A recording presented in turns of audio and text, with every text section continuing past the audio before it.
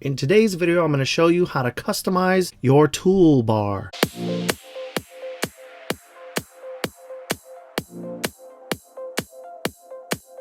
Hello guys and girls, in today's video I'm going to show you how to customize your tools bar, and I have to be honest with you, this for me is a long time coming. For the past several years I've been using Photoshop and you've always been able to customize your workspace, but you've never been able to customize your tools options. And quite frankly, I don't know why it's taking them so long to do this, but I'm so glad that they did, because there are a lot of tools inside of your tools options that you'll probably never use as a photographer, and therefore it's just taking up clutter and making things more confusing for new Photoshop users. So in this video, I'm going to go through some of the tools that I use and show you how you can customize this toolbar and get rid of some of the things that you're probably never going to use. To do this, we're simply going to head on over to our tools bar, which you'll see here. There's an icon here with 3 dots, which basically stands for editing our toolbar. If I click and hold on that 3-dot button, you'll see that there's an option. I will simply click edit toolbar. When I do, this dialog box is going to open up, and this is where the magic happens. Basically, it breaks down each and every tool inside the toolbar option, as you can see here. As I mentioned before, a lot of these tools you'll probably never use. So anything that's extra, we simply grab, and when you hover over it, you'll see this little blue bar, and then you can drag it over to the extras tool panel. And as we do this, you're going to notice that over in our tools panel, this is updating in real time. So if I go ahead and move these single marquee tools, which you'll probably never use,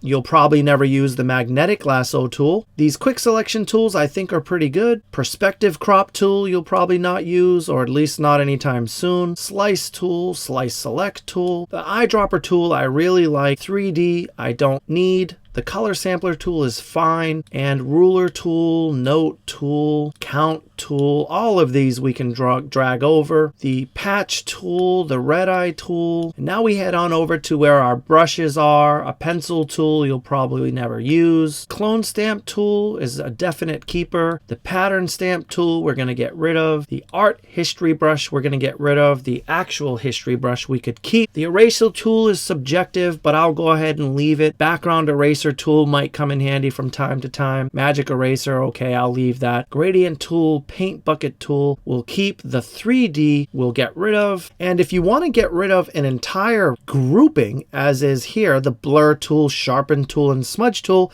you'll probably never use these, so I'm just going to grab the whole group and move it on over in one swift shot. Free pen tool we're going to get rid of. The add anchor tool we're going to get rid of. Delete anchor, convert point tool, all of these things you'll never use. If you're not a designer, you probably will get rid of most of these text tools, so we're going to go ahead and drag those over. I will keep the horizontal type tool because that's something that we'll use from time to time. Path selection tools, we can get rid of that whole group, and the shapes we can get rid of as well. If you're not a designer, you won't be using those in your photography. Hand tool, rotation tool, those come in handy, and the zoom tool we will leave. Now that we've gone ahead and removed most of the tools that we probably won't be using, probably a good idea that we save this as a preset. So if you look over here on the right hand side, there's a little button, save as preset. We can select it and then we can name this. We're just going to call it our photography tools, and we're going to hit save. Photoshop automatically knows where to save this preset, so you don't have to worry about putting this in any particular place. Once we're done with that, we can hit done. And now you'll notice on your toolbar section that most of the tools that you'll probably not use have been minimized, which is excellent. But never fear, if you want to still access some of those other things that we got rid of, you could simply go ahead and click on those 3 dots, and here are all the tools that we pushed aside as to say we don't need those anymore. If you don't want to see these at all, we could go back to the edit toolbar selection option, and we could uncheck this little box here that has the 3 little dots on it. And by deselecting that and hitting done,